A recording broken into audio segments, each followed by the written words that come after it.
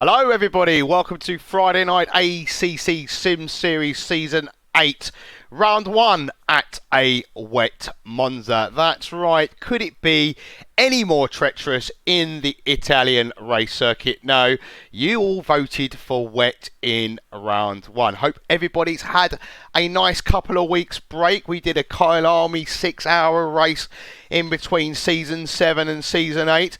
But not only that, I normally broadcast on a Saturday, but I'm here this week for a special treat because we have a new commentator joining the ranks and broadcaster who will be broadcasting next Friday for you. But I'm here just to kind of ease him in gently. So welcome to the broadcasting brethren, I guess. It's Roy Weller. Hi, Roy. Hi, Paul. Thanks for having me here. Yeah, looking forward to broadcasting this rookie and silver split races on the Friday.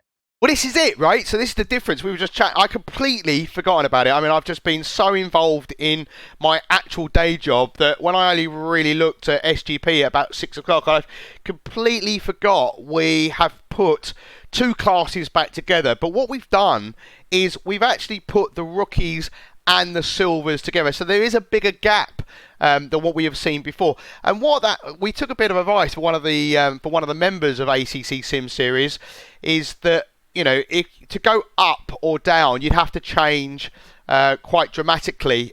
So we tried to move things around so things were a little bit easier. If you feel like you can't do a Saturday, you can do a Friday, but you're not dropping down 2 divisions, you're only dropping down the 1. So things should still be relatively competitive, I guess, Roy. Yeah, I think so. It's going to be interesting, especially as you said before. We've got a bit of a wet race here in Monza with the first times with these larger gaps between the divisions. So it's going to be interesting to see how they handle it out there.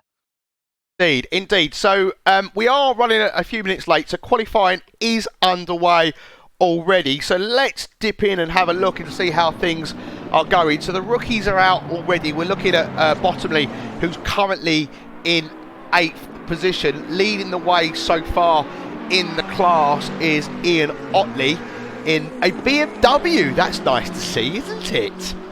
Yeah, don't get many of those floating around. So yeah, it'd be interesting to see what you can do in that.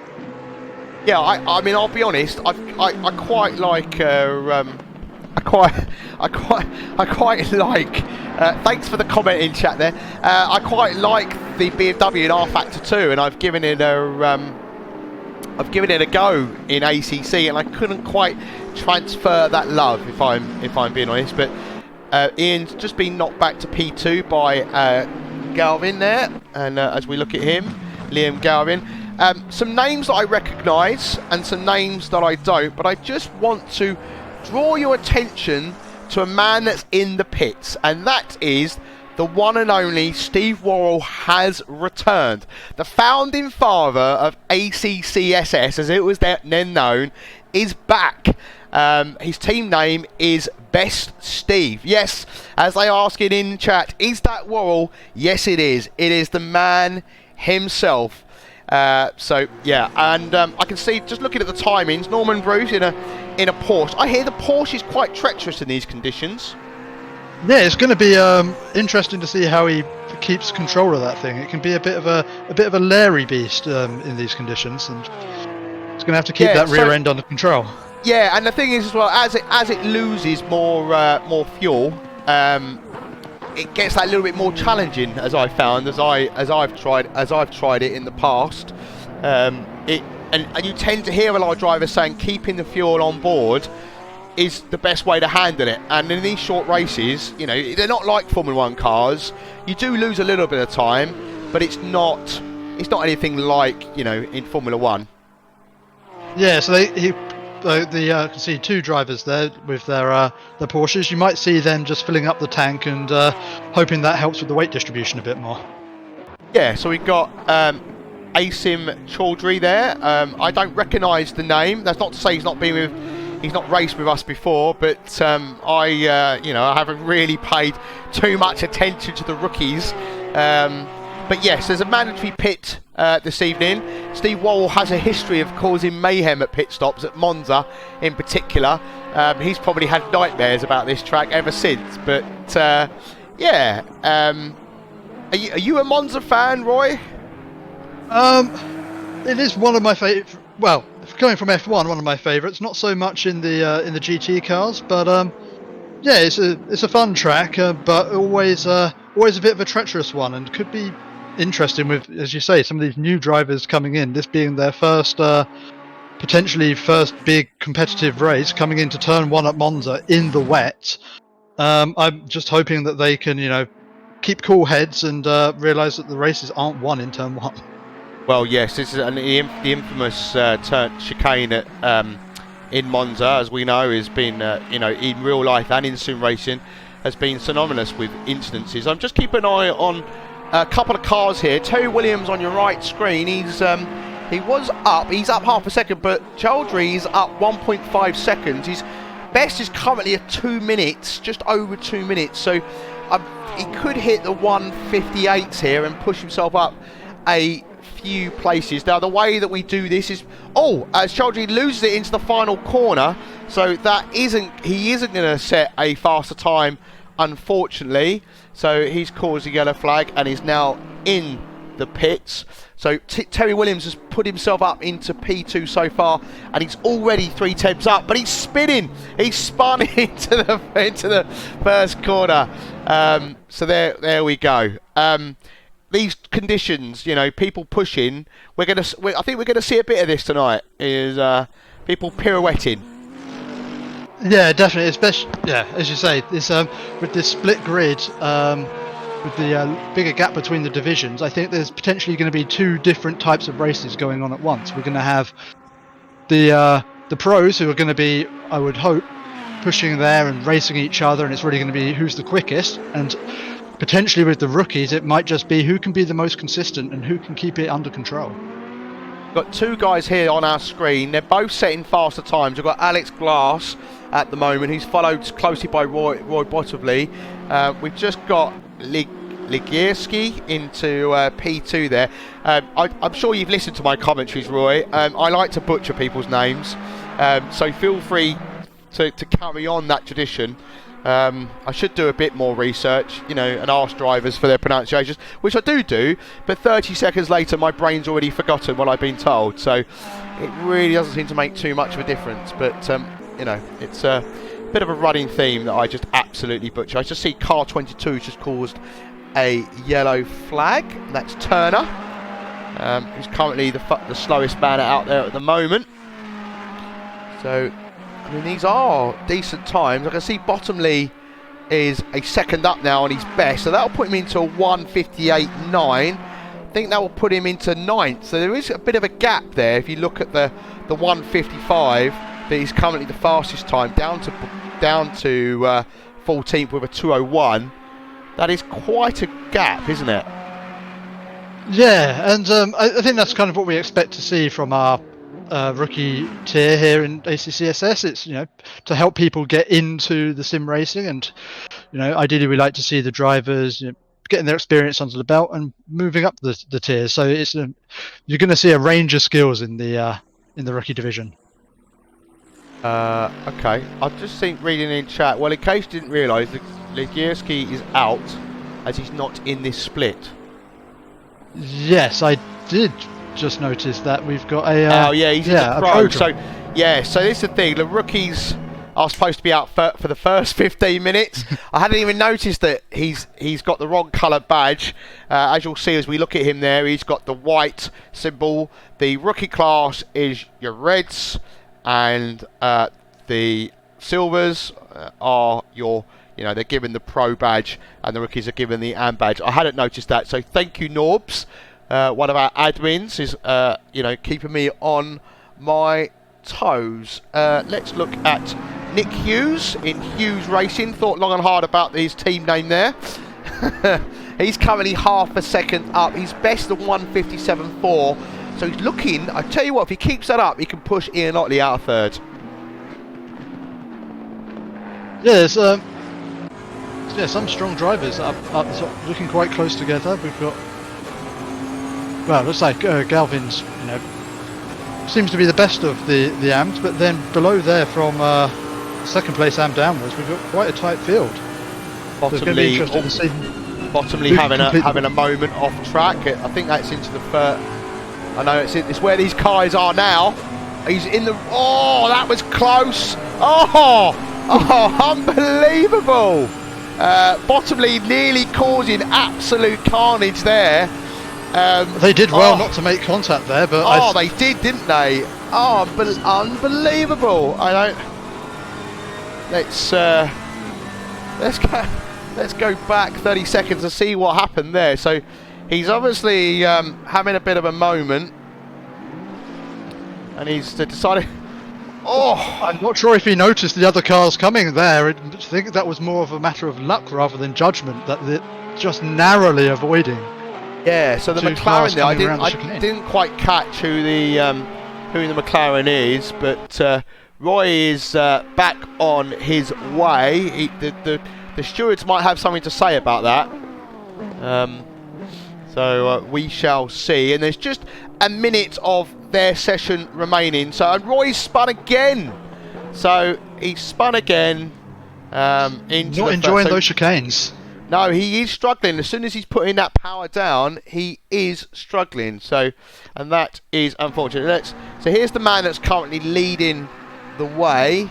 I can see that Ian Otley is making an impression at the moment. He's about half a second up on his best. There isn't anybody. Everybody else is kind of in the pits, really. We've got a couple of drivers, 3 other drivers that are out, but they're all down on their best time, and there's 30 seconds left across the line.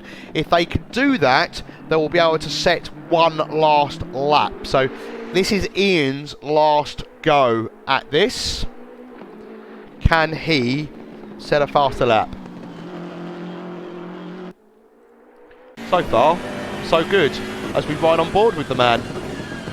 Yeah, he's doing well, gaining time on almost every corner here.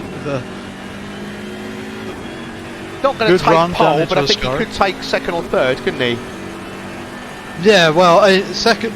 Unfortunately, third is not quite up for grabs, as that is our pro man, and I wonder if the stewards might have a bit something to say about him going out a little early there. But yeah, it does look like Ian is going to be challenging for that second place in the AM split today. Yeah, it sure does. And as he's coming around, so the drivers in Pro are now leaving the pits. As we're on with one of the pros just there. That's Ipatov in your right hand corner. I think he's the first one out. It might be Gonzalez. Actually, it might be the first one. I'm not really sure. It's quite hard to tell sometimes. But Ian Otley does jump up to second in the AMs, so there's a good lap from him. He's brilliant. Yeah, fantastic stuff. I mean, obviously, we got this guy here. He's still in the pits, and Legurski even, as I'm getting a bit of stuttering in the main game there. Has come out. He stayed in the pit. Like I say, I don't know whether the stewards will disqualify him. But let's look at Gonzalez in the McLaren. It might be 32 actually that he's the first driver out. Sanchez Julio. Let's have a look at him in an Audi. That's nice to see as well. Saw a lot of those at Kyle Army 6 hours. They're very strong round there. Yeah, but the Audis are a bit notorious for also being quite a rear happy car that likes to step out sometimes. So going to be have to be careful with that one. You don't say. I've not heard that one before, Roy. You see, fast, but then you see a lot of people spinning in them and pirouetting. Shall we say? Let's see how liberally he uses these curbs as he comes around the first chicane. Yep, it's keeping well off of the inside curbs there, and probably sensible. Let's ride on board with him and have a listen.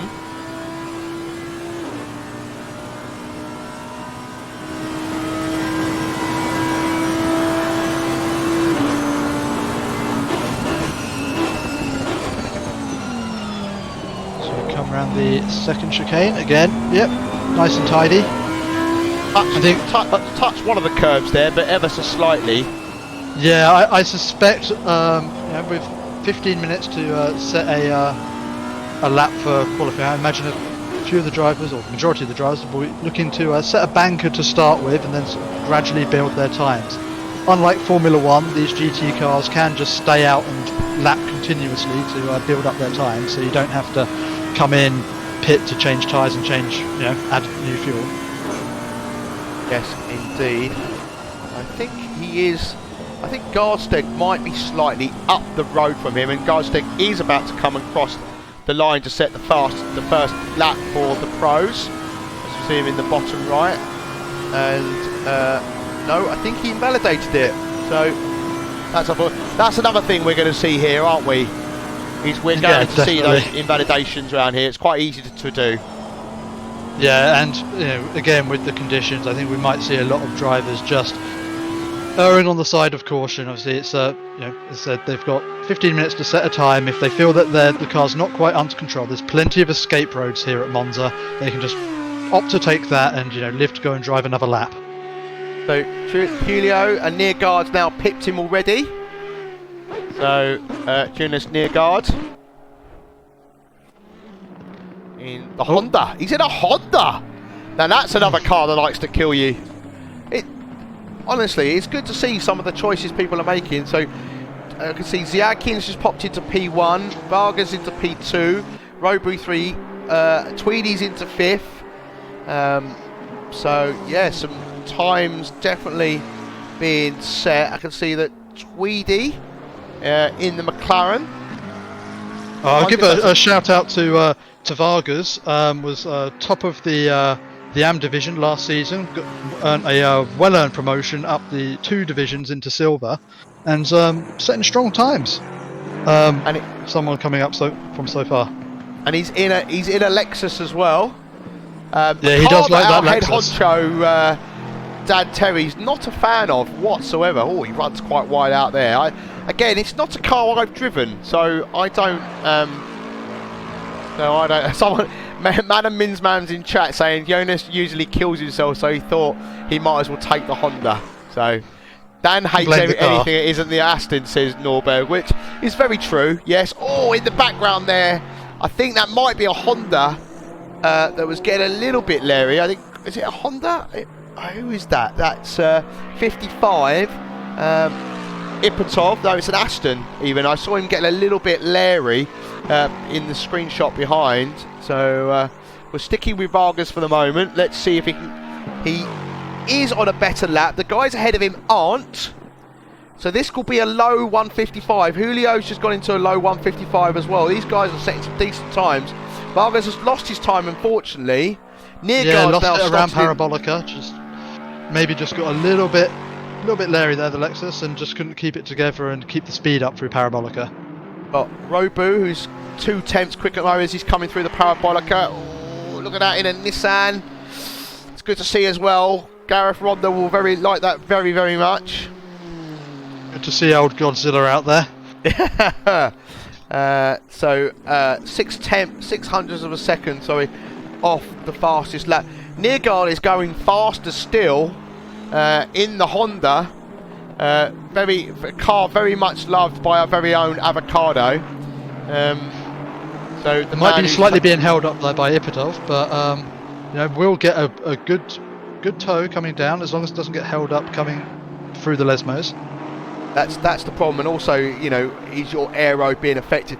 Ziatkin, I can see is 7-8 temps up, so we'll keep an eye on him in the bottom right at the moment. So he's definitely going fast. He's nearly a second up now. He is. So Neergaard's in the 154.7s at the moment, and he's going even faster. So he's going for a low 154. Ziatkin has lost a little bit of time. Yeah, Ziatkin going strong, up by almost 7/10. So Neergaard trying to get the drag off the Aston that you mentioned a moment ago. He's a lot closer now into the Parabolica. Dat Vado, thank you very much for the sub there, my friend. So he's look, he's lost the downforce there because he's a little bit close, but you can really see the rear sticking out. That Aston stealing all the air, and that's not going to do your man Vargas has invalidated his lap. Let's keep an eye on Ziatkin as he comes through the Parabolica. He's only looking like it could be good for up. Ziatkin, but that's enough to steal first if you get. Oh, there he goes into pole. Yes, by 3/10 as well. That's really laying down a mark on this qualifying section. So, thank you very much to Medzi. That's Chris Meadows for the sub there. Sebastian there, currently in P5 as he's coming round in the Aston Martin in the Oxymoron Racing team, and he's 6 temps up as well. He's going to go into the 154s. There we go, P2. Look at that. And he currently on my screen, Ziatkin has the fastest lap of 154.4. We've got Tweedy currently in P8. He's going quicker as well at the moment. So a man who loves an incident or two. Wants to try and I think to keep his race clean and keep that car pointing in the right direction. And if he can work on that, I think he'll find that he'll move up the rankings during the race. He's been with us for a little while now. He's also a member of the staff these days, and I think he looks after our social media posts. So, and then I can see that Vargas is up a little bit as well, so we'll keep an eye on him. Yeah, there's a few drivers looking like they're on a decent lap now, but Vargas, Tweedy and Ipatov up by at least 3/10, so could see some of the order changing around in these last 5 minutes. I'd like to point out we do have a couple of pros currently stuck down in 22nd and 23rd. Neither of them are improving on their lap times at the moment, and that they are Anwar and Gardestig. We do also have a pro down in 32nd place. I'm not sure if they've been able to set a valid time yet, but that is Lewis Hawkins. Yes, the I thought I Croydon recognised the name. Shut. So yeah, these times that they've had, these guys, they're kind of so Tweedy is, and look at that, Steve Worrell, the founding father, has pipped into 7th with a 155.2. Now Steve loves an accident. Steve loves a spin as well. I don't know if you were with us, Roy, when he did the infamous taking someone out as they entered into the Monza pits. I don't think I was here for that one, but It's legendary. Yeah, I have to go and check Absolutely that out legendary. after this. I can't remember what season that was in, but a chat might be able to point you in the direction of it. But he's half a second up at the moment, so if he keeps this going, he'll reach those infamous 154s and put himself in that club. And as you can see, we look at the leaderboard at the moment, Roy. In the silvers, it's a lot tighter in that class, and you would expect that, right? Yeah, these guys, they've been all been racing for a while. The algorithm's been doing its job, and we've this split is going to be quite a bit tighter. So yeah, as I say, this is really going to be where I think most of the racing is going to happen in our silver split. And then for the pros, it's really Steve's thrown it away. Sorry, he's thrown it away. He touched the inside curb, which threw the car off out and has invalidated his lap. But he's still got 3.5 minutes. If he's got fuel on board, he can go round again. Neargard, half a second up. He's currently in the Parabolica as well. He's trying very hard not to invalidate his lap there in the Honda. And he's lost all of that time. See, that's the thing. You know, like running wide like that, and he throws it all away. Yeah, it's just such a simple thing as just touching the inside curb can unsettle the car or just cause a little bit of front wheel slip, and that's it. You're barreling off a Parabolica. Something's happened to Steve. He invalidated the lap. I think I'm going to go and have a look, but I think he cut the first chicane. He's already invalidated his laps. He's 1.5 seconds up on his best. So something definitely happened here. You can see he's on the brakes. He gets a squiggle on. Yeah, look. There we go. It's like I know what I'm talking about. Amazing, isn't it? Great spot. Right, from me. I'm actually quite impressed with that. So your man Vargas is currently up 2 tenths, but he's got drivers behind him that are also up on their times. I don't know where to look, actually, most of the time. Yeah, there's a lot of... and they've got Matt F. also... well, it did look like he was improving, but perhaps not on a valid lap there. Hawkins has pulled himself into 17th now, so he's off the bottom. Yeah, it's looking like we're seeing the more expected balance of times now with the silver driver sitting on top. But we have got some some of the AM drivers here have done pretty well and moved them. Especially looking here at Liam Galvin sitting in 11th. Yeah, looking very strong. Looking very strong there. Yeah. Julio, who we're just looking at, he's 4 tenths up. He's just lost a little bit of time, and he goes into P3. But then you've got Vargas, who's also up at the moment, ever so slightly. He's got quite a bit of the lap to go. But also, this man here, Gareth Lee, who's currently down in 19th position for Hughes Motorsport. He is... I can see that Vargas is about to cross the line. Does he move up? He moves up to P2. Look at that. So Gareth Lee, he's all the way down in 19th at the moment. He's 2 tenths up on his best. He might be able to get past Ian Otley at this rate and kind of join the rest of the gaggle of the pros. I had an instant in when we did a Suzuka wet race, 2.5 hour race, and I lost my force feedback during qualifying. The irony was I actually qualified P1. Which I'd never done before, and then I thought I could come out and go back in the game and get my spot back, but it put me at the back, and it was a mixed, multi-class race. Oh no! You want to be racing against those that you're racing with. I did really well to progress, and then I messed up the pit stops, so and put dry tyres on in a wet race, which is great.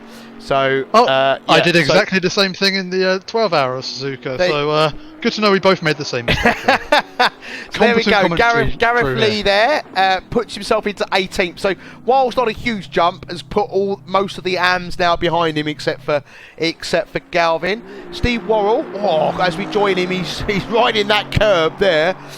Vargas, who's coming in P2, is not going any faster, but Ziakin, who's coming in P1, is. And he's coming into the final corner. So let's go side by side. These guys are very close out on track. So Ziakin goes to cross the line. 154.2 is his fastest. Steve Worrell, we're qualifying over. This is it. Ever so slightly faster. 155.1. Ed Terrell He's currently in 10th position. Oh, look at that for a colour choice. Loving that.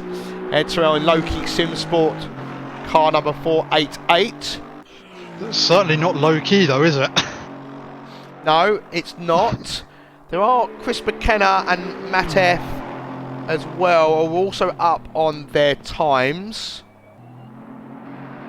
Chris McKenna has pulled over. He's done. He's finished. Matt F is coming into the Parabolica, so he's just slightly behind Ed Terrell.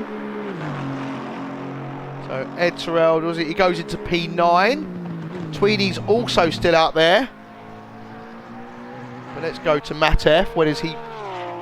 He's slightly up there into 15th. Tweedy's lost the time that he was up. Let's see if he can find it into the final corner in the Parabolica. Perhaps a bit late on the race. Always put it back in. Oh, looks like he's just pushing a bit too hard. Didn't quite keep it together around the Parabolica. It's a nice attempt, but you could see that apex was just getting away from him, and maybe got a bit greedy with the throttle there. Yeah, indeed. Right, okay, well that's qualifying over and done with. I didn't want that click at all. And we're going to take a quick break, and we'll be back straight with you.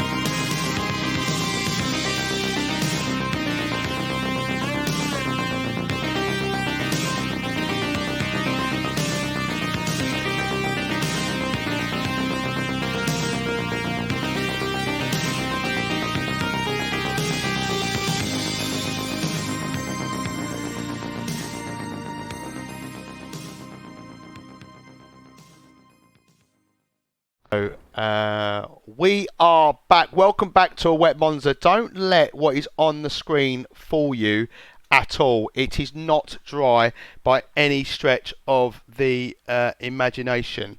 So I'm just getting ready to take you through the grid. So before the race starts.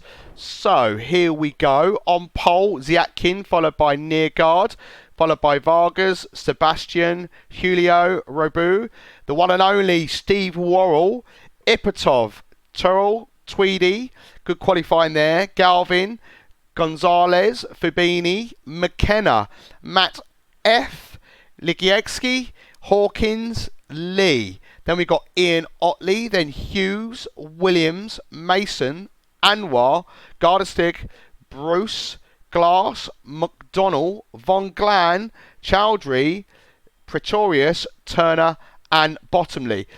Roy, a couple of cars have been given penalties. Do you want to give us an update on that?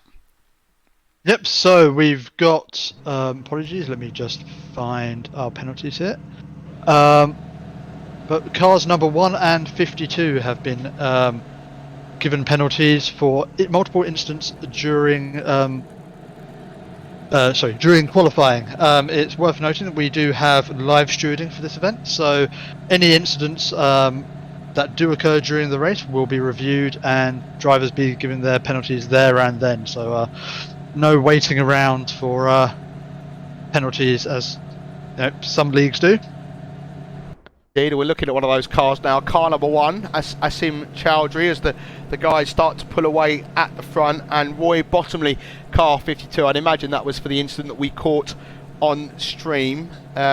Roy's going to be keeping an eye, as he mentioned, live stewarding for this event. Roy's going to be keeping an eye on what's happening in the steward's room, and we'll do our best to inform you as quickly as we can. So we're riding on board with P2, and people are saying in chat, come on lads, win it or bin it. I mean, what's your approach to these starts, especially in the wet conditions?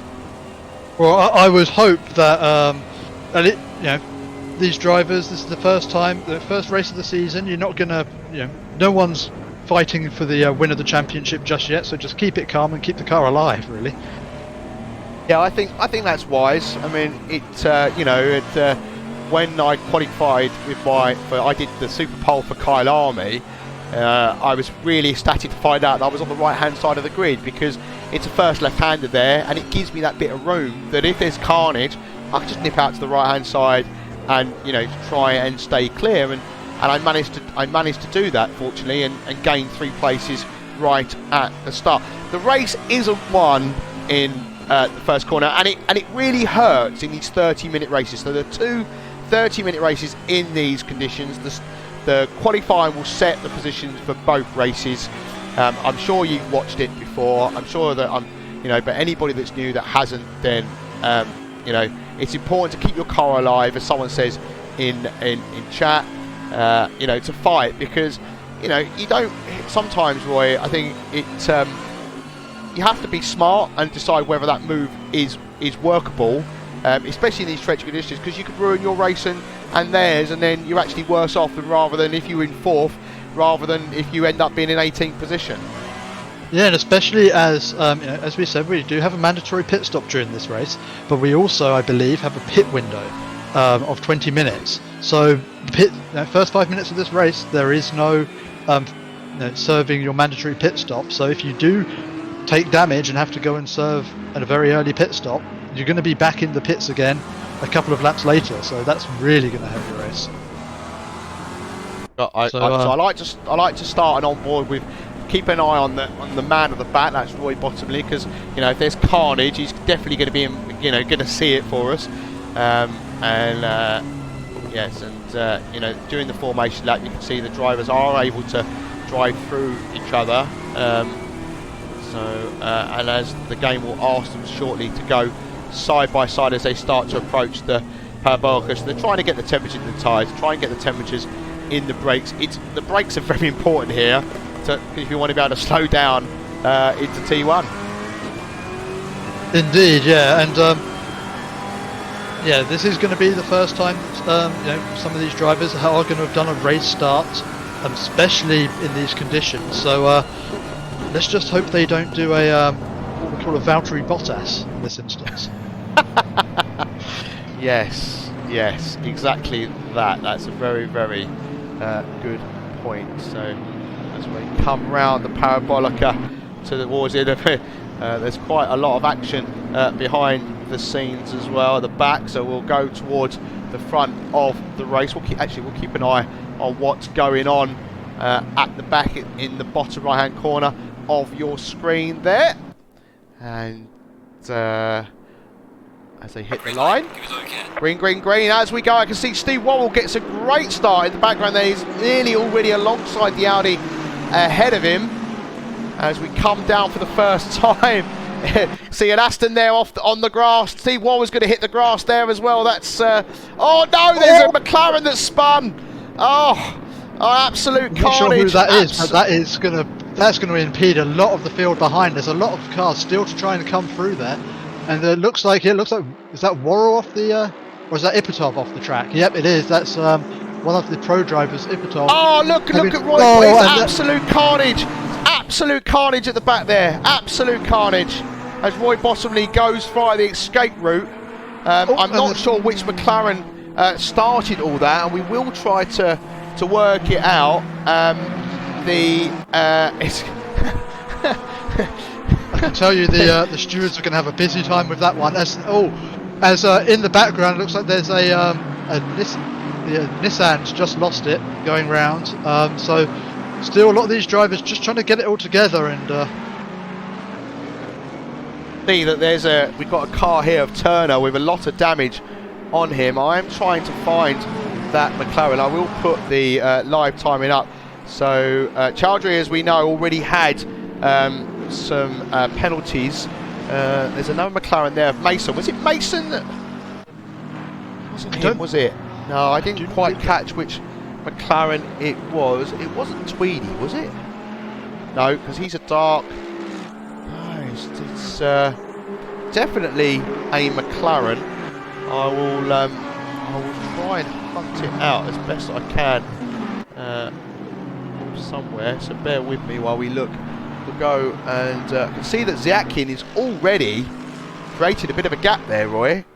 You know, but Sebastian, we got a nice little battle going on here. If we look at Sebastian under pressure from Worrell into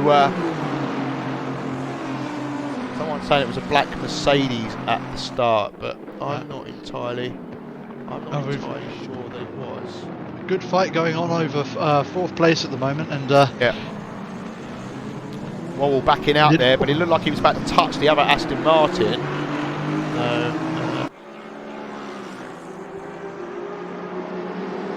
But like actually a pink Aston Martin car 488 Ed Terrell I think has touched car 333 at the start. I think that is what has happened. So what we will do is and I think it was Liam Galvin, our very strong AM driver, who was that McLaren that went sideways. The blackened lime green McLaren was the one that went flying off the track at the start. Right, okay, so what I'm going to do here is I'm just going to, I know there's a battle going on, but we are going to cut to the replay. So, looking at the pink Aston Martin, I think he catches the McLaren. Tags him, yes, it's just, then he goes the sides round. of tapped, and that's enough to... And it looks like the stewards have... But then there was obviously another incident that's happened, because that was further back, and there you go, look, and there's another car that's been spun in the background there. So yeah, that then became the blockage. So there we go. The benefits of having 2 PCs. And I would say so. Yeah, that was spotted. Oh, blimey! Right, you can see it. There's a lot of cars wiggling. So Roy Bottomley's done exceptionally well out of that. He's up into 20th position in his Ferrari. So yeah, and that is the advantage to starting right at the back here. You can create yourself a bit of a gap to the pack and just wait for the carnage to happen in front of you and just breeze past it. Steve Worrell's now up into 5th position. He's put in Nearguard in the Honda under a bit of pressure. Vargas is 1.6 behind the leader in the Mercedes. We've got Sebastian 1.5 seconds further back. Roy Bottomley's just gone wide on my other screen. He's coming back on track now. He's just lost 4 places. Yeah. So I can see that somebody said in chat, "Oh, the Black Knacker was the victim there." Well, yeah. You have to go back and it's not always necessarily obvious when it's live. You've got to sometimes give people the benefit of the doubt. We are very quick to. But Galvin did well to come still out of that one ahead, top of the AMs there still. So he did because he got spun. I think he had a little bit of luck, to be fair, because I don't know if you saw, but he went then wide of T1. And went away from where the carnage then ensued, because there was further carnage after that. Didn't quite see who that was, and to be honest, I can see there's a yellow flag for car number 4. I think that's Tweedy. Tweedy is round.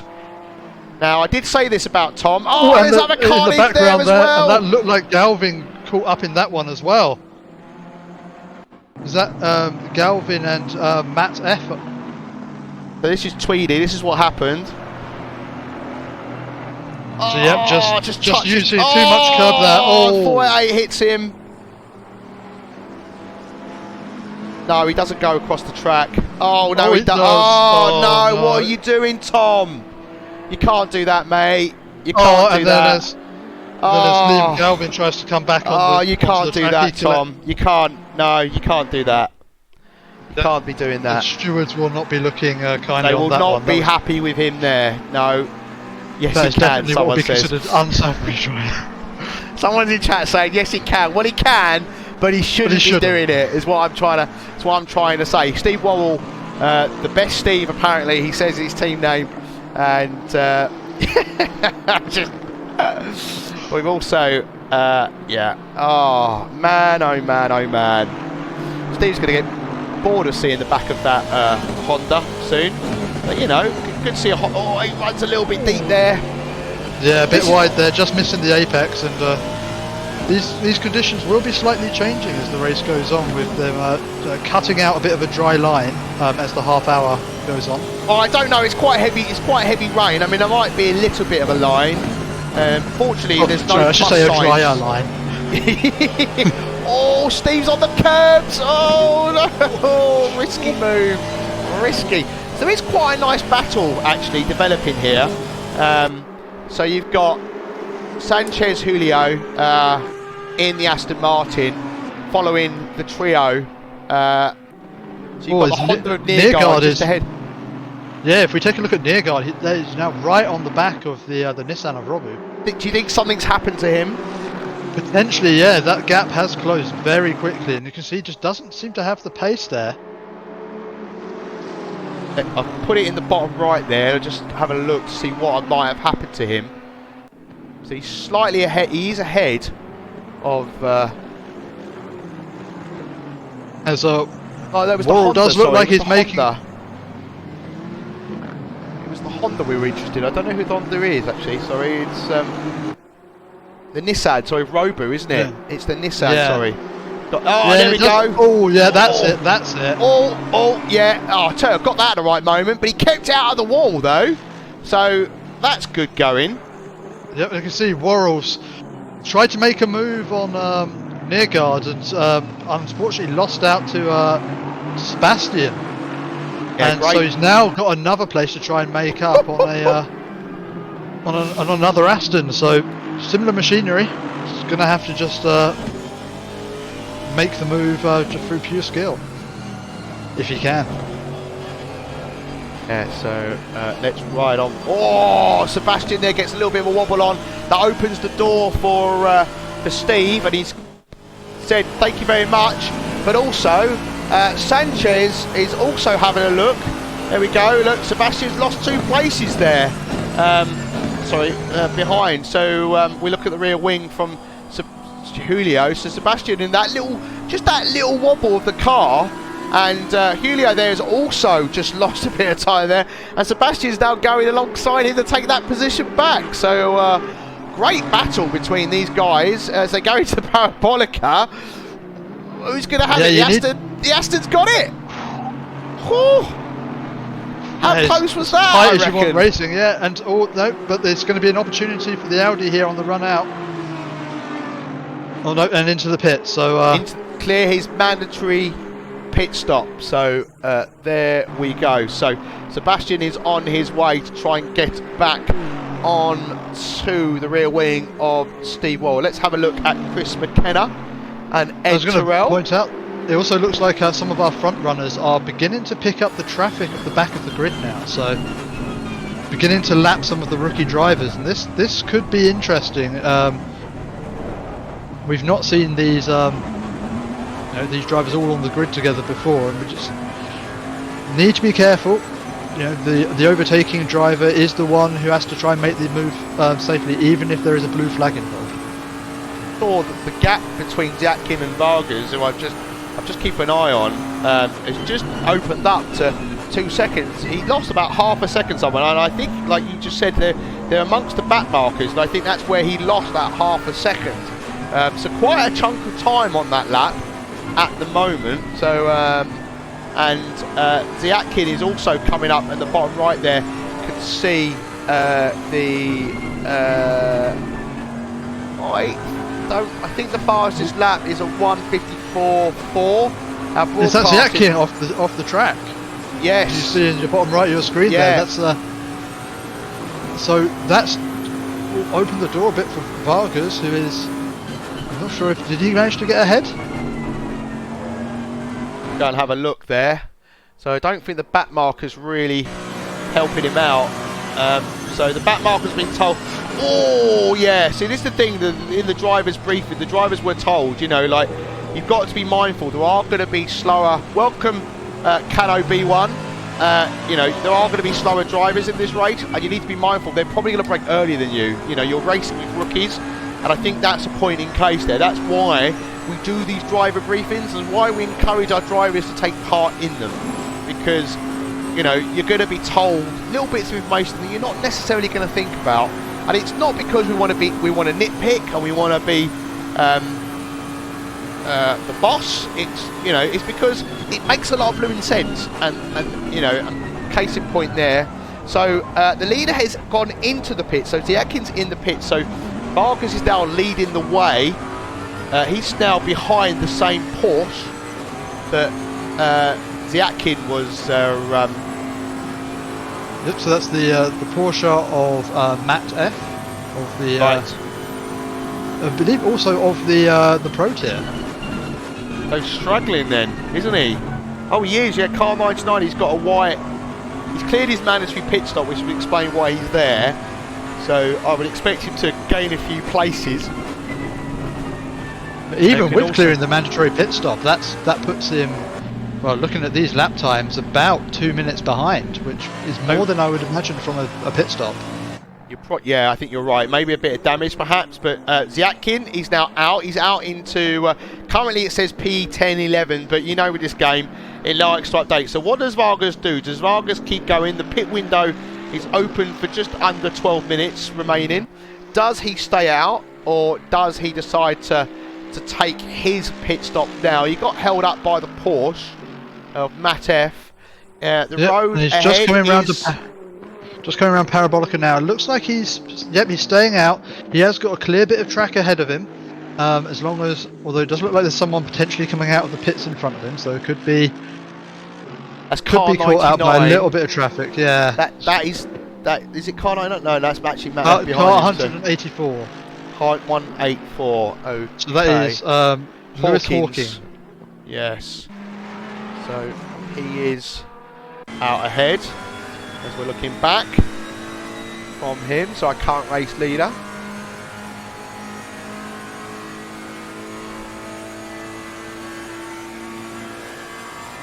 The pack's starting to spread out a bit. People getting themselves a bit of space, a bit of breathing room. With 10 minutes of this, or 15 minutes of this race to go. Vargas, you want these guys out of the way as quick as possible. Yeah, and it looks like car number 7 has got themselves into a bit of trouble along the back straight, and it's with the way that this pack is spread. Yeah, just has to return themselves to the pits. The way this pack was spread out, if they just weren't able to turn the car around. Have a little bit of a look. I've gone back quite far. Let's have a look and see what happened. So this is Glass, car number 7 in your replay. I'm keeping an eye on the race leader. Oh, he just goes. Oh, he goes deep there.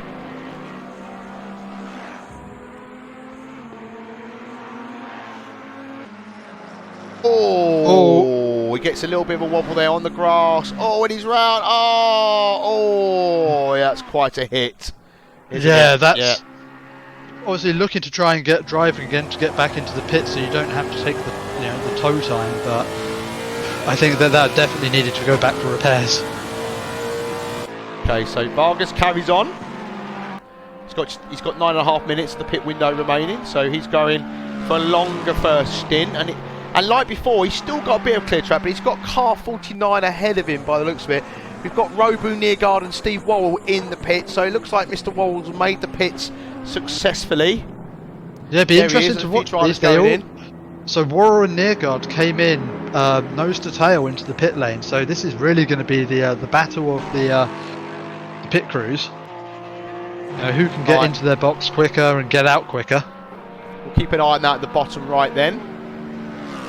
Oh, as the back marker gets nicely out of the way for Vargas there, I think. Oh, there's a Porsche ahead now, and the Porsche goes deep into the chicane.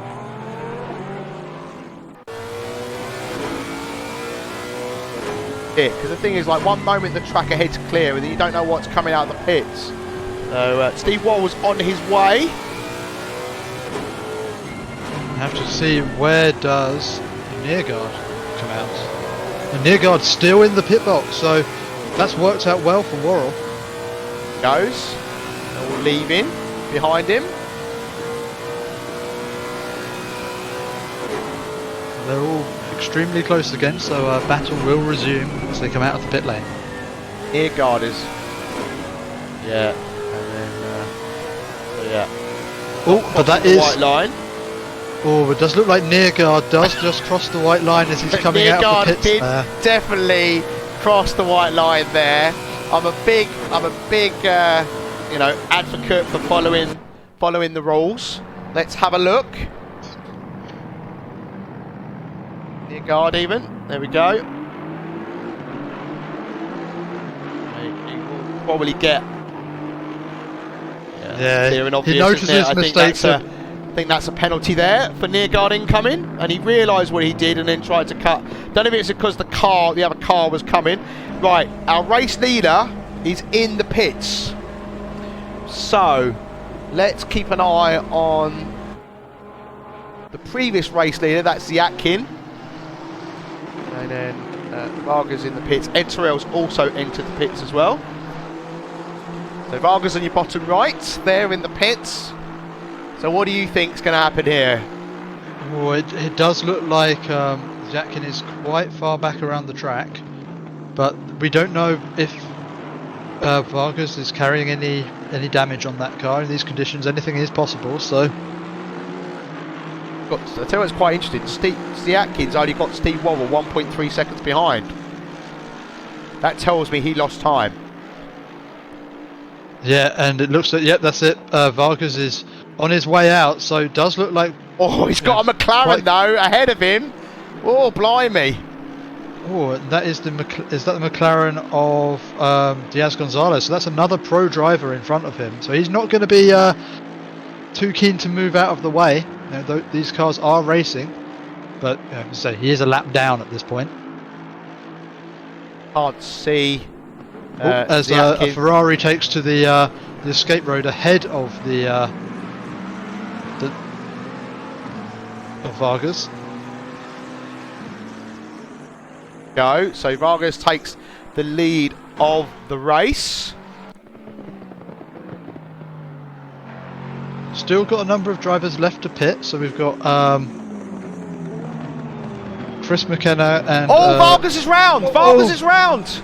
Was that contact with the McLaren there? And he's back on track.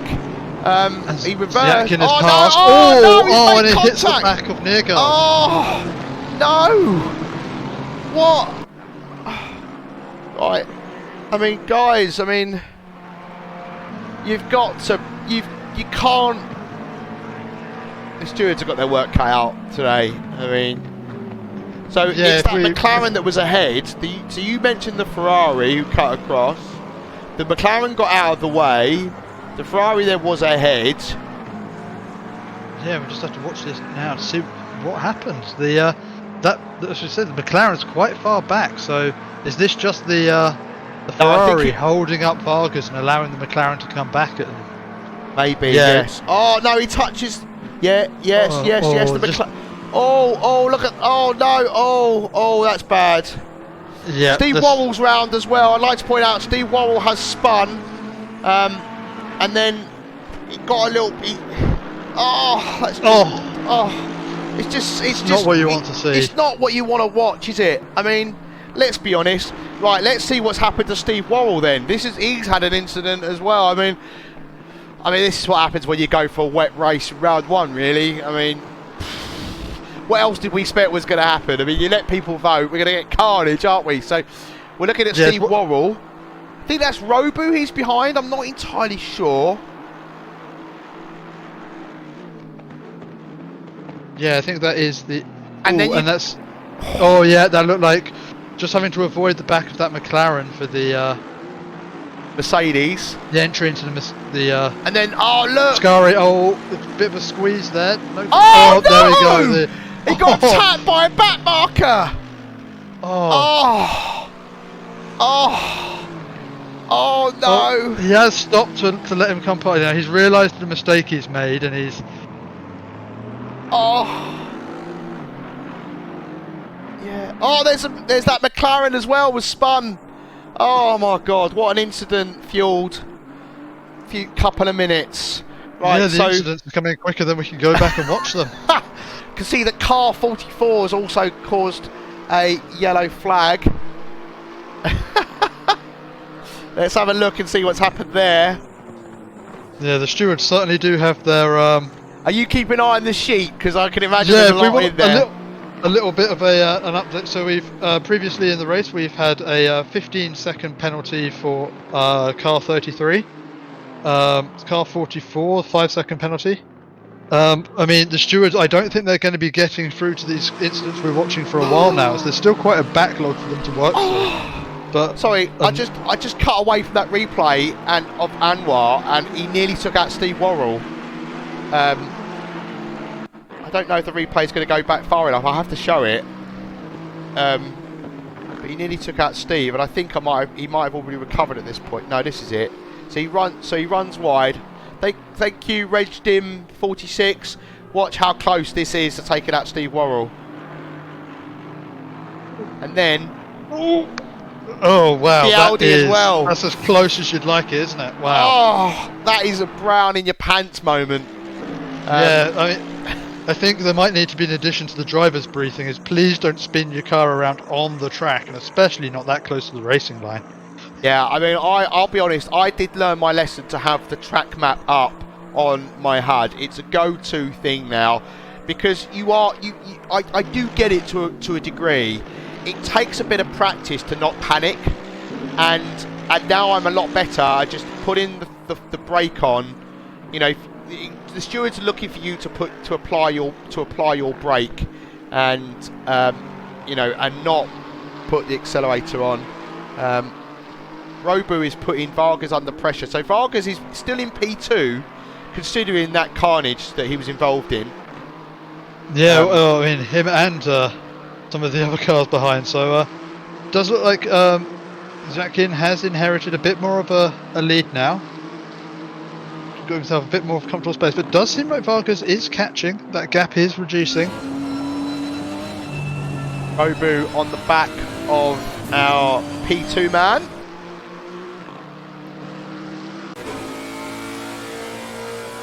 Side by side.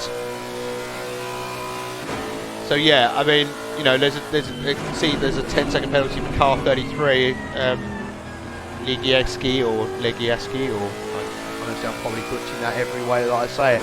But so what I'm trying to say is, like, I was guilty of making those silly mistakes where, like, I'd go into panic mode, and I've had conversations with the one and only Paul Jeffrey on this as well, and I do allow some allowances, especially if they're rookie and they're not raced before, because I've made those mistakes. But now, under braking there, oh, how close was that? I was thinking, just a slight kiss there to the back. I was like, I was about to say he's doing really well on the brakes. I was like, oh no, he's going to hit him. Pit window is just about to close. There we go. It's closed. 5 minutes of the race remain as the back marker Ferrari gets out of the way very nicely indeed. So, you know, someone said you should have the track map up, you know, because I got caught at a very awkward place where I couldn't really see what was coming. And they're right, you just got to look at the track map and just see. And you know, again, I get it, the urgency to get back on track, but that urgency could again ruin your race still, you know. And I think that we just panic, and the only way you can't panic is by practicing, for me anyway. So yeah, so there we go. You know, Richard Christie's just said in chat, you know, must admit my first race in A-season, I got a few BWPs for poor rejoins. I soon learnt my lesson. So yeah, I think we've all been there. It comes with experience and just knowing, you know, you don't win the seat. You know, as we said before, we don't win the race. Don't win the race in the first corner, and you don't win the championship in the first race. So it's all about just keeping your cool. You know, the spins happen, incidents happen to everyone. Just keeping your car nice and safely out the way, so you can come back in and, you know, save your race and come and go for a bit of a recovery drive.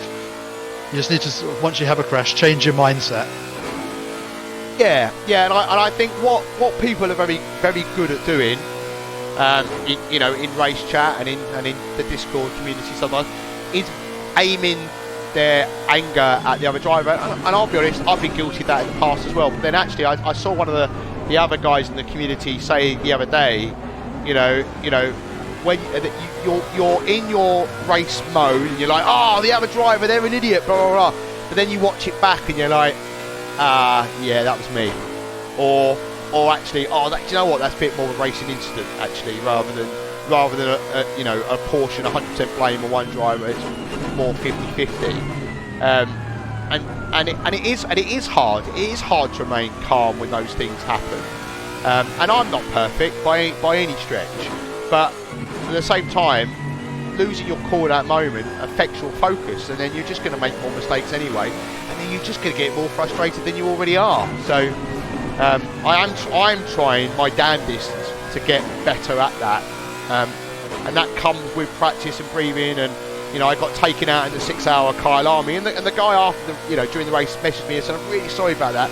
But at the time I was like, my fellow teammate was like, just focus, and it's nice just having someone there kind of go, and you're like, yeah, you're right, I've got to focus, and I just see Nearguard nearly hit the back of a back marker in the corner of my eye. So let's take a look at that. Back marker decided to get out of the way, but also moved at the track. So we've got this trio here. You can see Steve Wall's got a bit of bonnet damage, and he's under pressure now from the Audi of Julio, and he's also got Nearguard in very close company as well. So this is a nice little battle. Vargas has lost out to Robu. Didn't quite see how he lost out. But I think that must have been recently. So I think we can go back and take a look at that. It's already happened at this point. So I've just pushed 30 seconds. So I'm probably going to miss that, if I'm being honest with you. Actually, no, I pushed the wrong replay button. Here we go. That helps if I push the right button. Or it's just coming down towards, is that Parabolica we're going down towards here? Yes, we are, yeah. Is there a tap? Oh, yes, there is. Oh, there's more than a tap. Oh. Okay, I would expect to see them exchange positions. There might be a penalty coming Robu's way for that one, if I'm honest. I think so too. And talking of the penalty situations, I think it's been a bit of a poor day for Ian Otley, as I can see here. 3 penalties for 3 separate incidents coming his way. So, well, yeah, as we say, there's a second race coming up. So, hopefully, a lot of these drivers will learn from their experience in the first race, realise what they can and can't do, and we should hopefully see something a little cleaner in race 2. Unfortunately, it often goes the other way from my experience. Race 1 is generally the cleanest, but we shall see. I was going to say there is also the drivers who do make it through seem to sometimes think they're invincible. So Leader has finished the race. We've missed that, so sorry, apologies, but we'll just keep an eye on this battle into the Parabolica. Nearguard looks like he's gone a little bit too deep, and I think Steve Wall is going to hold on to P4. Yeah, so Robu did take P2 on track, so we'll have to see if that is adjusted after the fact for the collision. Bastian comes in at P7. McKenna P8. That's a good. These two are still battling. Oh, oof! And there's I'm not quite sure what happened there. It might be a back marker, but the stewards will take a frown upon about that. Someone in chat saying race 2, people will have grudges to settle, and they might be right by that. Hughes look and Mason. Look at these guys, they're still battling. Ipatov and Hawkins. This is 2 pros at it. Aston Martin versus Ferrari, a battered Ferrari at that. I think Ipatov is going to have it though. Yep, very close racing there on the final couple of corners. Indeed. Right, that is the end of race 1. We're going to take a quick break and then we'll be right back.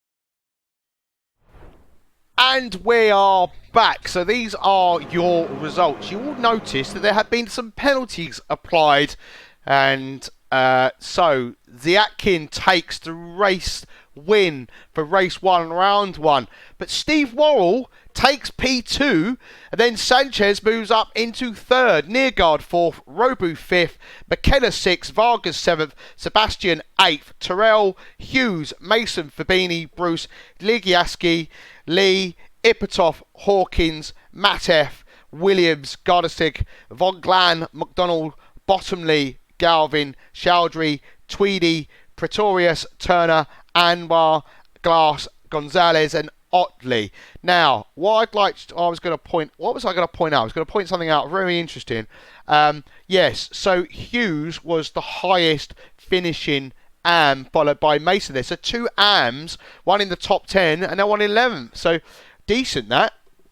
Yeah, I guess we'll see in race 2 if they can repeat that, or whether it was really just a symptom of the chaos that ensued on those first few laps, which allowed the order to be shuffled up a bit. But I mean, even if that's the case, they did well to hold on there. Yes, indeed. I just want to go back to the conversation we were having before the end of that race. Manos Minman says that he got punted in Ascari, rejoined on the right of the straight after. What I couldn't see was on the radar was the guys behind were 4 wide. So despite me being way off the racing line, there were 2 cars there. Carnage ensued. And I think somebody's asking if we can not cut away before the cars cross the line.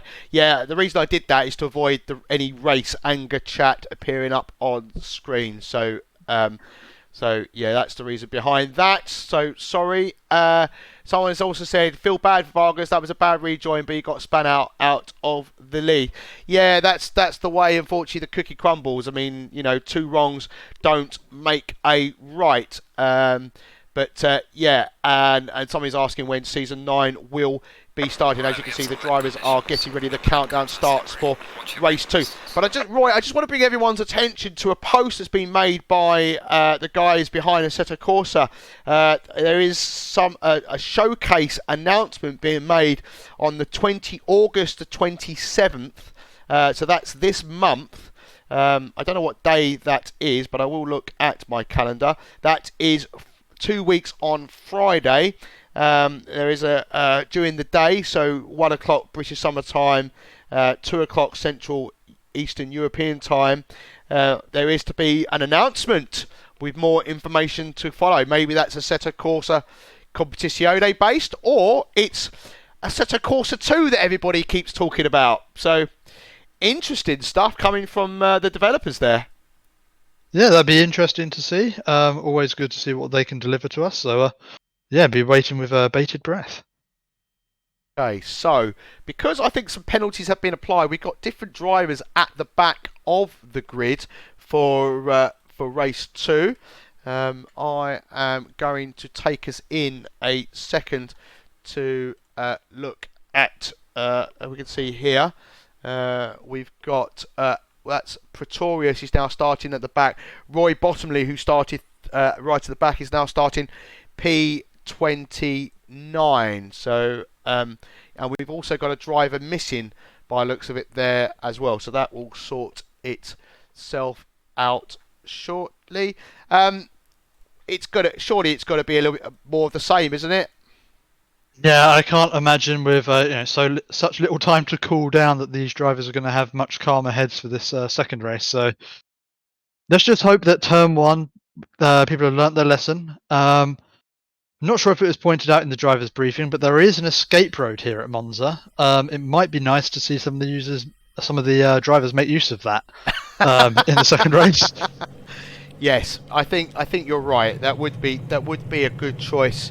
To make. We did see a few cars take it during the race. I mean, but all things considered, I think the return of Steve Wall, I think he should be, fairly happy with P2 for race 1, and so yeah. And someone's asking in chat, is anything they missed? Well, yes, you missed a lot in race 1. Everything. You missed absolutely everything as we get underway for the formation lap. As we're looking looking back from the race leader Ziakin, and obviously we've got Nearguard P2, Vargas, Sebastian, Sanchez, Julio, Robu, Worrell, Ipatov, Terrell, Tweedy, Galvin, Gonzalez, Fabini, McKenna, Matev, Legiaski.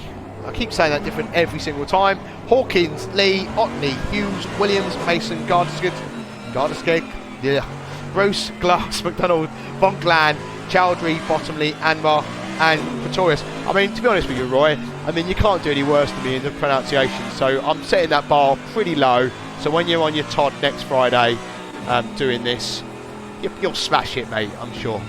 Much appreciated, thank you. And, I like to clear low bars.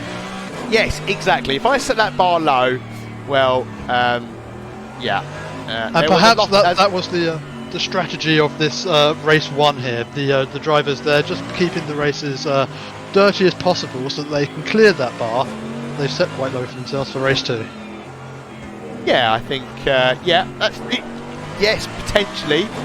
That could be what they're trying to do, and I you know, these are tricky conditions. I personally love these conditions, and I think one of the reasons I love these conditions is because I drive the Aston, and the Aston Martin is good in these conditions. But saying that, I also found, for me, the Ferrari Evo is actually I thought was pretty okay in these conditions. Other opinions may vary, but I find that these conditions level the playing field a little bit for me, and you know, I refer to myself a little bit like a Jenson Button. Haven't got outright pace, but put me in a tricky condition and it levels the. I can see there's a Ferrari off in the back as I'm riding on board with. Yep, I think that's Roy Bottomley. Don't think he span it round, so doesn't get to join the hallowed halls of the formation lap spinners. Yes, which I am one. Well, I don't have that role assigned to me, but I did it at Kyle Army in a race, and because I did that, my tyres were up to temperature. I've spoken about this before, and I made huge gains on lap 1. So for that very reason. I did get the role, and yeah, I also did it at Kyle Army, but I hit a wall, so that wasn't so good for the start of my race. But yeah, I'll let you know tomorrow how I find the Ferrari in these conditions around this track. Yeah. Because I will be in the bronze split tomorrow. Okay, well, well, good luck for that race. Apparently, if I was to take part, I'm around gold/pro. I'd rather be gold, to be honest. Right role awarded for. Oh god, I think somebody's just assigned me that role. Okay, right. So we're coming round. So I think we've lost a couple of drivers. We've only got 31 starting this race. We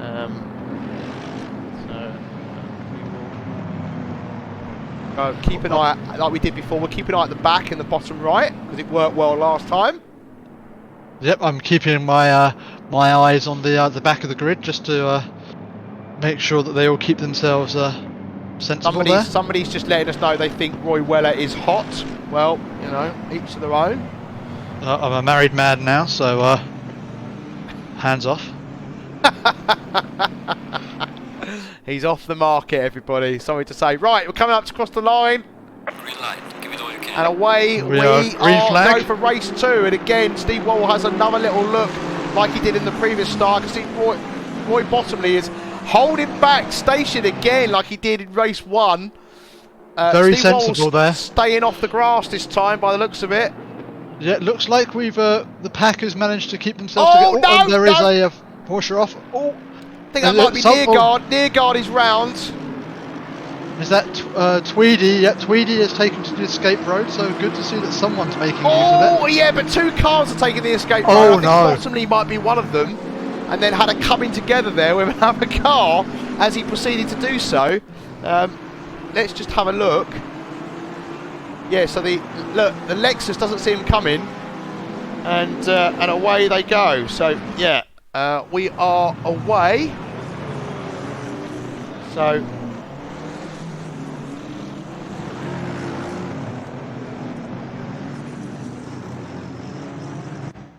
oh, that's better. It worked that time.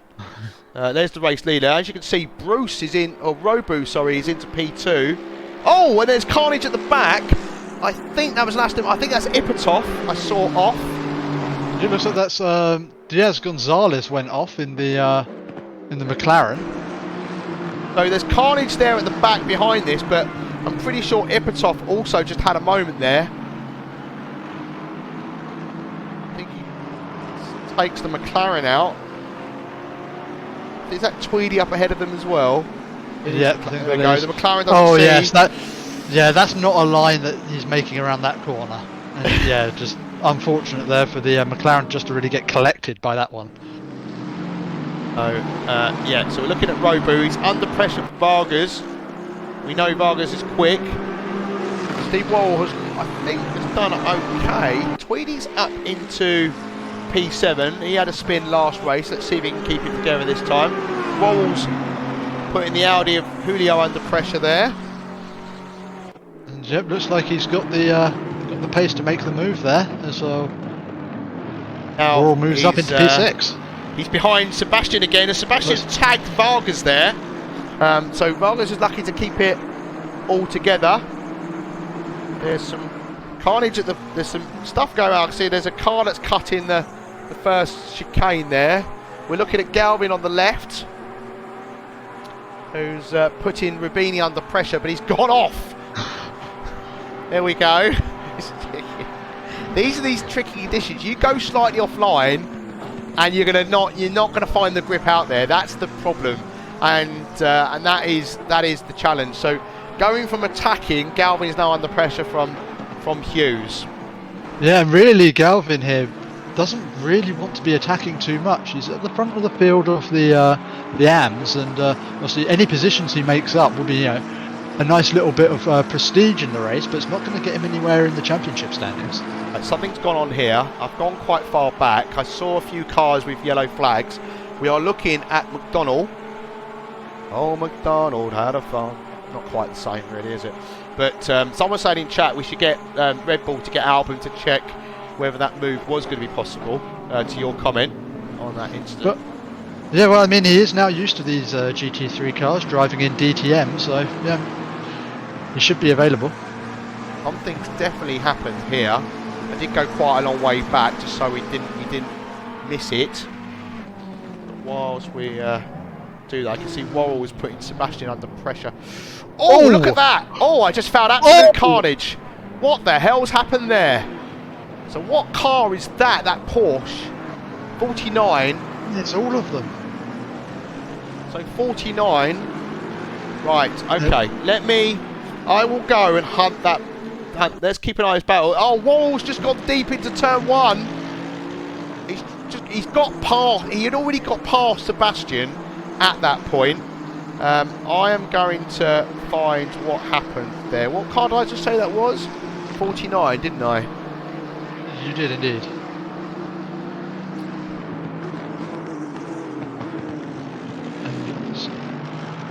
I mean, I'm guessing there's a lot of entries in the steward. Yeah, I'm just trying to look at it now, and I think, I think the steward's going to have a lot to look at. Right, so there was so I think it's honest to say that he wasn't the cause 49. I don't know who he is because it was already carnage by the time. So I need to go. So Ipatov's in there as well. So obviously we know he. I mean, it looks like that may have been instigated by 602 and 3. Okay, so that's near guard. So let's. And yeah, there's now a good 10 cars currently sitting in the pit lane. Well, what's happened is people aren't slowing down for the yellow flags. So that is what is happening, and that's what happened to that Porsche 49. You've got to slow down for yellow flags. So here we go. I found the incident. Let's have a look at this. Oh, and there's contact. Oh, contact twice, and that's. Yeah. Oh, that's not a great rejoin there by Nick. God, that's. Yeah, I mean, this is going to be quite a big slap on the wrist for a lot of drivers there. Yeah. So it just cut away for some reason. I must have clicked something by mistake without realising. I was trying to toggle the HUD away there. But I will go and get that again, and I'll show it again in a moment. But yeah, that's not great. That's not great, is it? Let's be honest. Yeah, you can definitely see there's a lot of drivers there approaching that at racing speed when really it didn't warrant it. But Worrell here looking over the back of Sebastian. Yes, he's looking very, very hungry at the moment. Yeah, and it does look like he's got the at least the control of the car a bit more than Sebastian. But Sebastian doing well to just place his car, not leaving the room on the inside, not leaving the room on the outside, and really just defending hard.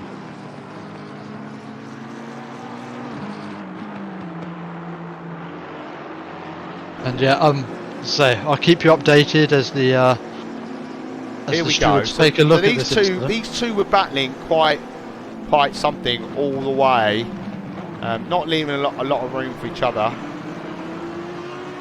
The near guard goes deep there into T1. I think he waits, which is good to see. Yeah, takes the escape road, and obviously there's quite a big speed delta here between the two cars. Then he gets. It's the car behind. Just doesn't expect the speed delta, but then near guard trying to rejoin. There's already carnage going on behind, but yeah. I'm going to be honest, there's probably not much the cars behind could have done there. Or at least the cars immediately behind. The entire road was blocked. Yeah. Beyond slamming on your brakes, there's not much you can do to avoid that one. Yeah. But I mean, I think the Porsche though, because the yellow flags would have been out at that point. Car 49, I think, probably could have slowed down. But you know, as you rightly pointed out, we have quite a few cars now in the pit. So Williams, Bruce, Anwar, Von Glan, Otley, McKenna and Chowdhury are all into the pits. So our race leader still Ziatkin there. Robu is in P2. Vargas P3. Ziatkin with a fairly hefty lead there, and it's really just driving away at the moment. Obviously there's still the pit stops to come, and there's still probably going to be quite a bit of backmarker traffic later into this race, so we can't say it's all over yet. No, by any stretch of the imagination. Putting Sebastian under pressure. So hopefully other drivers, other splits are looking at this today and realising that they should do better and not the same. But I'm certainly looking at this with I've got my notepad out and I'm definitely taking some notes. I won't, sadly for those splits, I won't be streaming tomorrow night. I have a social event to be going to, so I'll be here for round 2. So oh, that's good. No one will get to see the carnage that ensues. Yes. Yeah.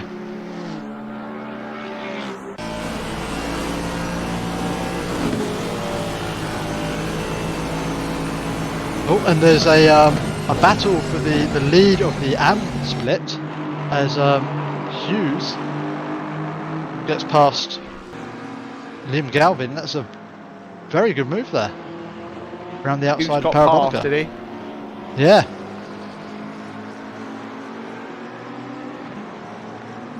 Thanks for everybody subbing and subscribing, and you know, thanks for doing that, guys. We've got another one, Devilfish there. So thank you very much. So if I go back 60 seconds, we'll see that move, won't we? So this is, as you just pointed out, the battle for the lead. Steve Worrell is up into 3rd position. He's got past Sebastian. So we missed that. So sorry about that. Actually, may have been a mistake on the board, because it actually looks like they're back together now. So it may not have actually been an overtake. Right. Okay.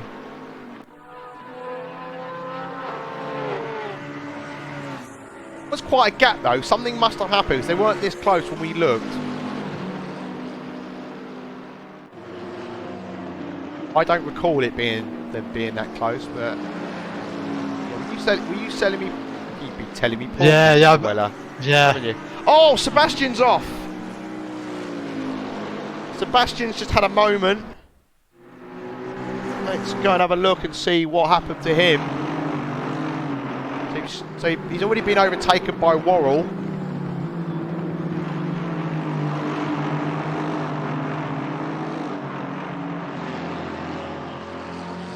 And while we were looking at replays, our race leader has been in the pits. Oh, and that is a That's a big impact, running wide. big onto impact the with the curbs. wall there. Yeah, that's going to be. Yeah, it looks like he's struggling with a bit of suspension damage there. The car pulling to the right as he tries to get it moving again. Yeah. So I expect to see him coming into the pits.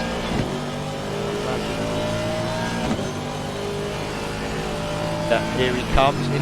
Were you about to say the race leader's in the pits? Is that what you're about to say? But the pit leader has come. So the race leader has come in and back out of the pits now, and is currently running in P17.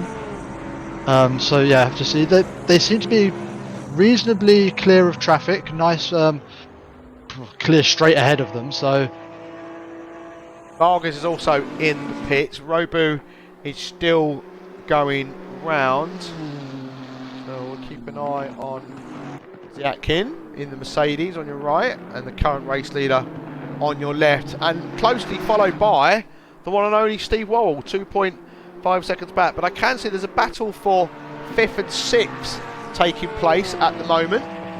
yeah, and Matt F having a better race than he did in race 1, where he lapped, was wasn't he, in the last race. He was right at the back, and obviously that does really ruin your race, doesn't it? Because you're constantly being blue flagged, so you're way off pace. Yeah, but you're just having to let everyone pass. There's no way you can just get your head down and start driving your own race, which is really what you need to do, especially in these conditions. As soon as you're having to let cars pass, you're coming offline, you're cooling your tyres in the deeper water, and you're just not going to get your pace. Thank you, Devilfish. Glad to have you here. Thank you that you're loving the stream. Hopefully you are a member of... Go on. Sorry, just to interrupt. There's a battle here over P8, as it looks like Gareth Lee has just got past Trujillo. Again, apologies if I'm Sanchez, butchering Julio, the names. yeah, that's what I go for. Oh, as Lee, he gets the place back because he forces Lee a little bit deep there. Let's go and have a look at the replay. So, love a battle. They're alongside here at this point, coming down. So obviously the move's been made, but he's like, I want that position back. Yeah, I didn't catch this the first time, so let's take a look. Let's see how this move is made. I know it just looks like Trujillo just runs himself wide there. Just doesn't quite get himself slowed down enough, and comes to the outside on the Scari and really just gives. He's already opened up a bit of a gap. 1.6 seconds to Lee. So maybe something happened to Lee, but so we got the Porsche now ahead of Julio there. You can see that that's a back marker ahead of him. So it does look like Vargas may have got the overcut here on Ziakin, as he is ahead of him on track now, both having made their mandatory pit stops. Again, he's done it again. Vargas half a second ahead. It's a lot closer this time, though, isn't it? Look, I mean, it is a lot closer this time. Yeah, so these two could be racing to the end. Yeah, both drivers have got the pace to keep going. Keep this battle going. So those who haven't been here before, it's we are in season 8 of ACCSimSeries.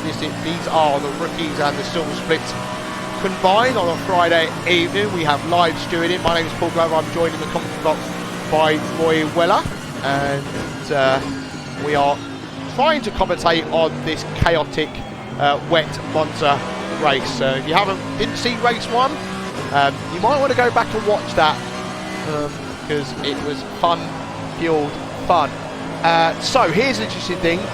P2 and P1 have pitted, as we're on board now with Robu on his rear wing, and Steve Worrell was just behind. I noticed they came into the pits and were a lot closer. And last time round, Steve made some huge gains in the pit stops. So if we find out where Vargas is at the moment, so I'll put him side by side down there. anyone who has also joined us late in race 2, you have missed something that the stewards are currently referring to as, in capitals, the incident.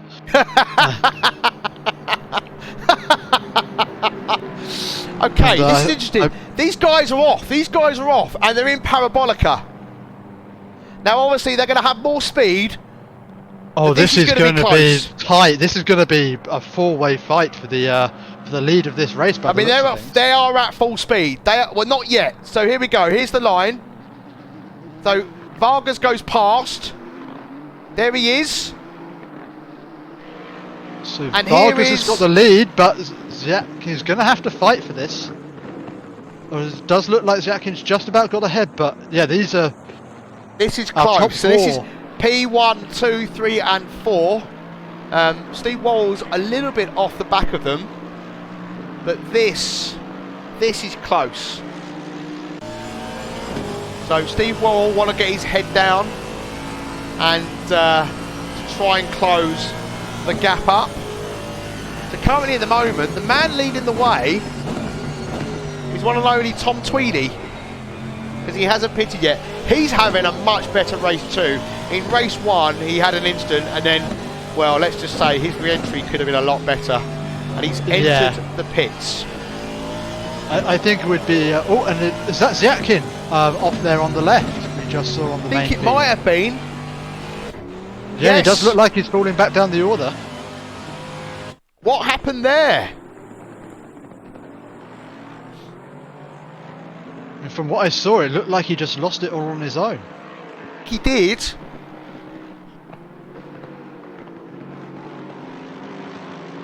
Run wide. Oh, he just touched the outside curb. I think he's collided with the wall as well. Yeah. Oh. That's horrible for him. Yeah, so I think that's put Worrell into P3. Ziakin is now in P8. Vargas P1, Robut P2. As we stand at the moment. And with Tweedy, Matt F and Etaro are all in the pits right now. I think Tweedy's leaving the pits as well. So that's interesting. He's definitely made some gains here to Tweedy. We'll see where the live timing puts him. He's just coming into the first chicane now. Worrell will be trying to hopefully close down that 1.6 second gap to Robu ahead. I think Vargas might be a little bit off these guys' pace.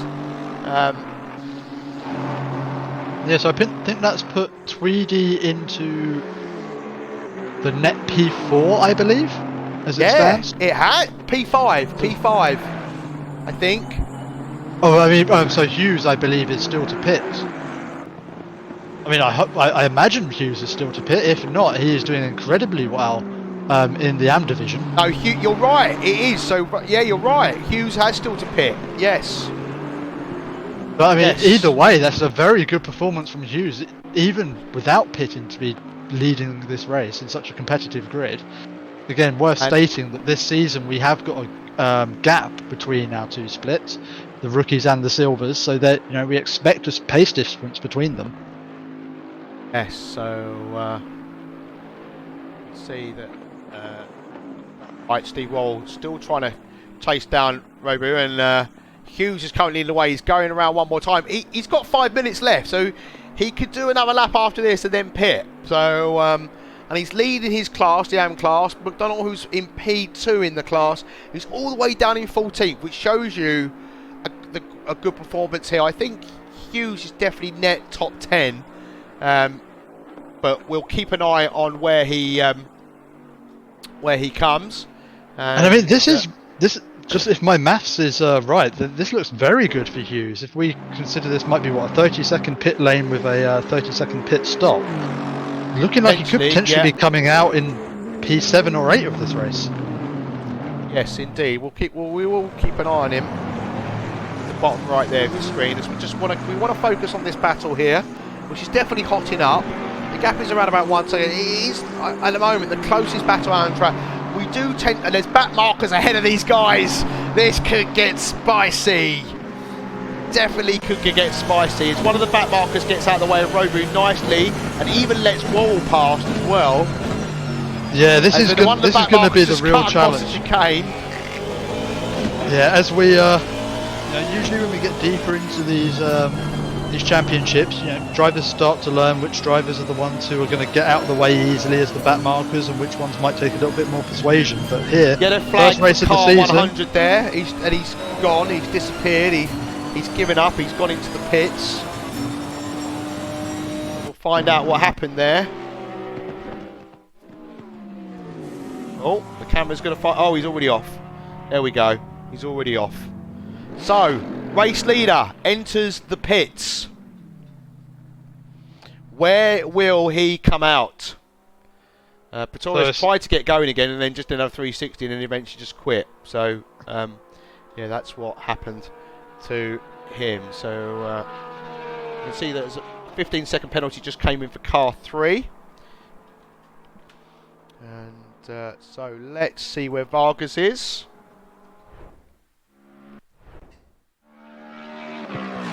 Hughes is still in the pits. Vargas goes by. So does Robu by the looks of it. And also Steve Worrell. But Steve's fallen back a little bit now. 2.3 seconds. Hughes is on the way as Tweedy comes down. Tweedy comes well. There we go. He's on his way now, Hughes. Is Atkins going to get past? Yes. The next is Matt F, who is another 12 seconds down, just come around Parabolica. So this could be, it's looking like potentially P7. He's hit the line, he's hit the line, he's hit the line now. I think Matt F's got more pace. Oh, yeah, definitely got more pace. He's definitely and now they start coming though. Thick and fast. Yeah, definitely. You forget how big that difference, but the Audi's just going to squeeze past, is he? No, he's not. He's keeping that. Oh wow, that is behind. Coming straight out on fresh tyres, which in these conditions going to take a while to get up to temperature. That was some definitely driving out of the pits. Have to hand that to Hughes there.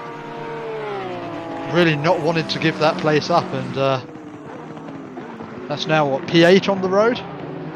Yeah, that's.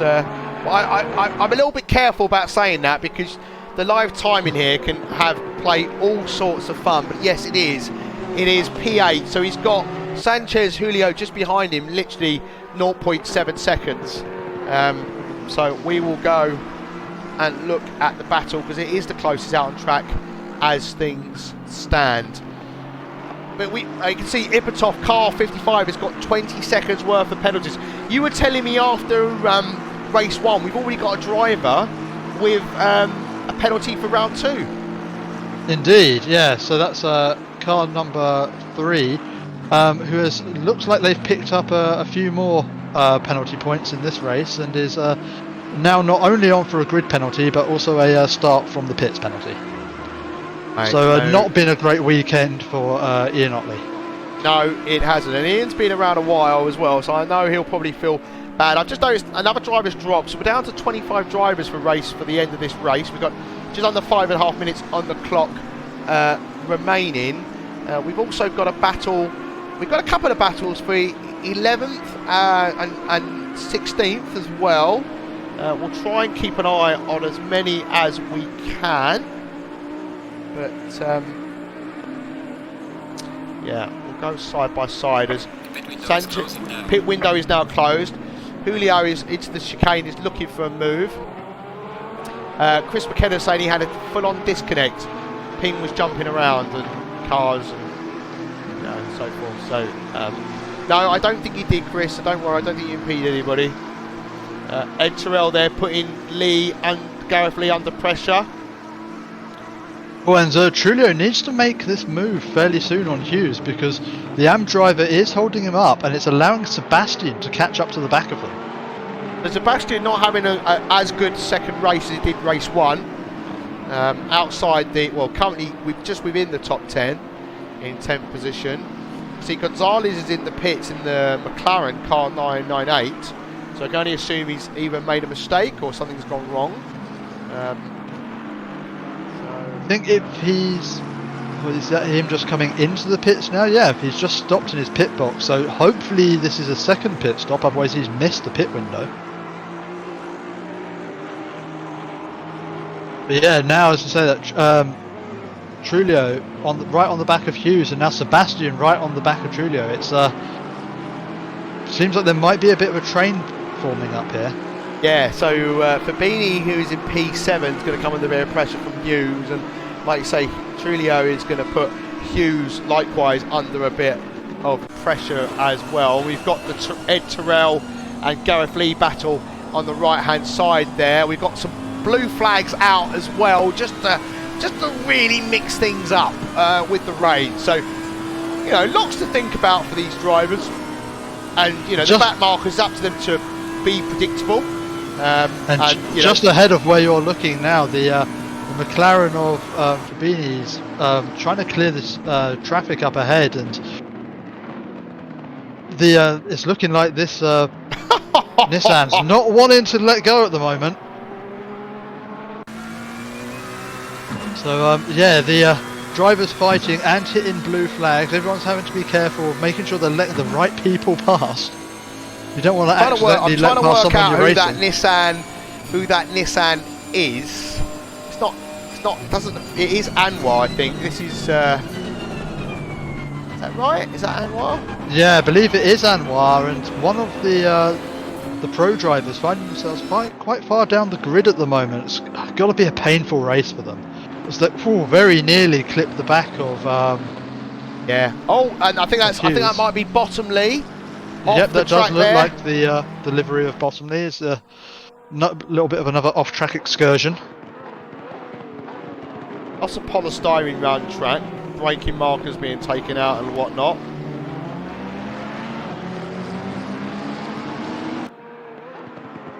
Hagged by the McLaren. No, he doesn't. Just runs a little wide. Yeah, just maybe feeling a bit of pressure for the cars behind, the blue flags. Yeah, I can sort of understand. There's a lot to take on board. So Sebastian's fallen back to P11. I don't know if you... So he was P10. Something's obviously happened. Sanchez Julio's down in P12. We've missed something. Yeah, something must have happened there in the midst of these back markers, I think. Both Trulio and Sebastian have been overtaken by Lee and Turrell. Okay, so I don't know if we've gone back far enough. I've gone back a minute. Let's have a look. Chat is saying there's been a death in turn 1.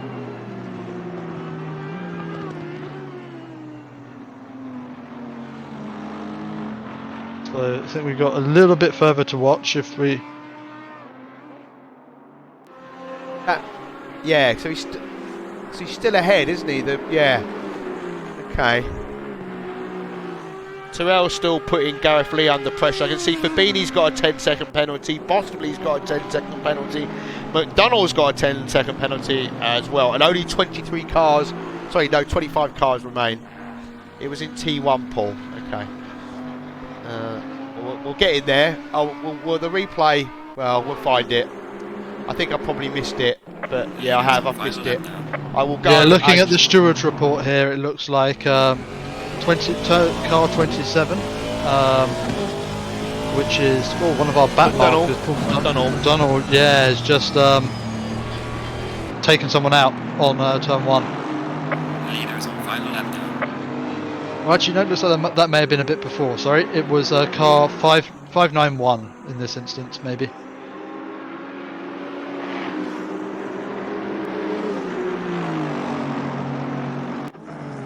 .591, you're saying? Sebastian. Yeah.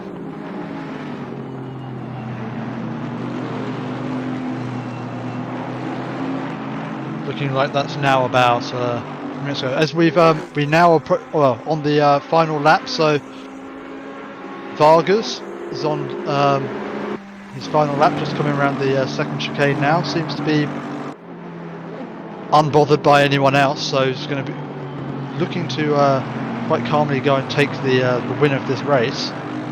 Oh, and who is that who's just gone off there? That would be Gareth Lee. Yes, it is. now has the Audi of Trulio bothering the back of him.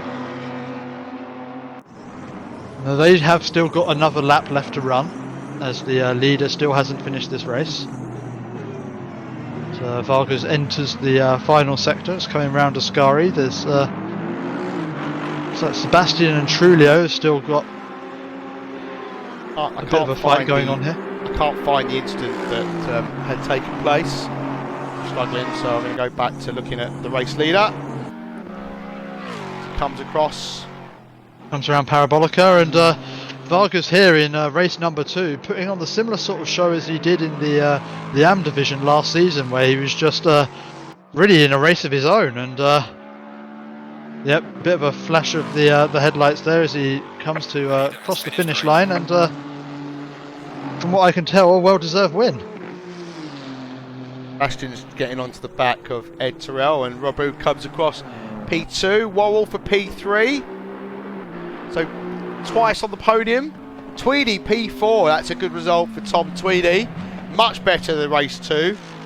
Yeah, he'll be pleased with that one. That was Ziatkin won't be pleased with P5, I don't think, but better than not finishing at all.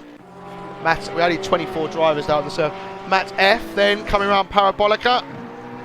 But another driver coming around Parabolica who will be very happy with their position is Nick Hughes.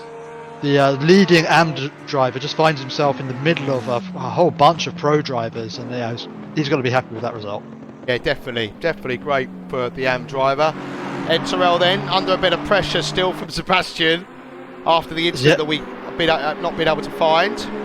Yeah, this fight really going down to the line, and yep, Tyrrell does manage to keep Sebastian behind him as Trulio just comes across the line as well.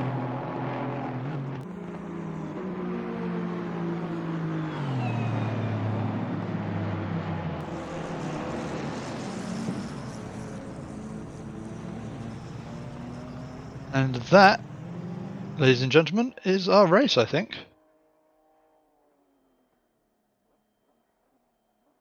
Is indeed right. Yeah, it's a shame I've not been able to find those incidents. So let's go and look at the standings for race 2 then. Okay, so Vargas P1, Robu P2.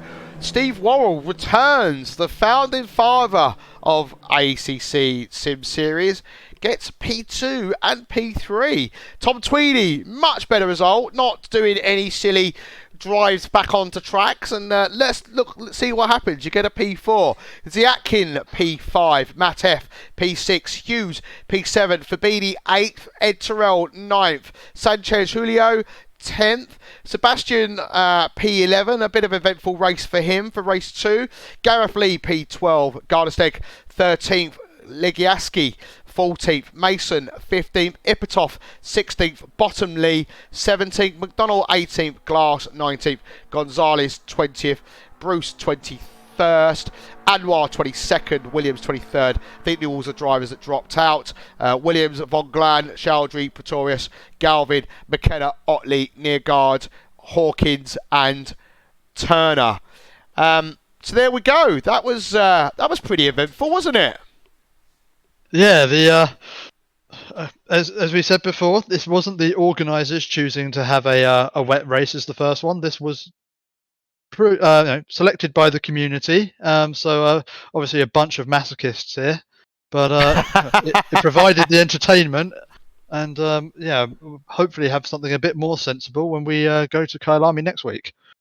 Oh, I very much hope so too. Kyalami, one of my favourite tracks. It's quite a flowing section. I think the trickiest part for me is the hairpin right at the top of the hill, and and